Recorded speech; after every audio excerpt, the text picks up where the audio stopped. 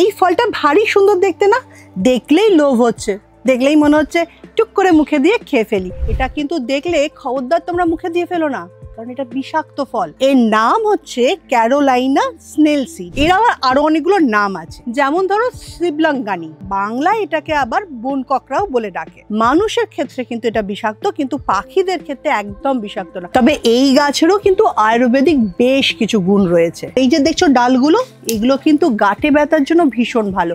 এটা ভালো করে তেলের সঙ্গে ফুটিয়ে এটাকে কিন্তু লাগানো যেতে পারে। এর শেকড়ও কিন্তু ভীষণ ভালো, যে কোনো জ্বালা পোড়াতেই লাগানো যেতে পারে। যাদের ফুসকুড়ি আছে, এক্সিমা আছে, বিভিন্ন ধরনের র্যাশ আছে, সেই জায়গাতেও কিন্তু এই গাছের ফল ভালো করে পেস্ট করে লাগিয়ে নেওয়া যেতে পারে। যাদের ব্লাড সুগার, তাদের জন্য কিন্তু এই গাছ ভীষণভাবে উপকারী।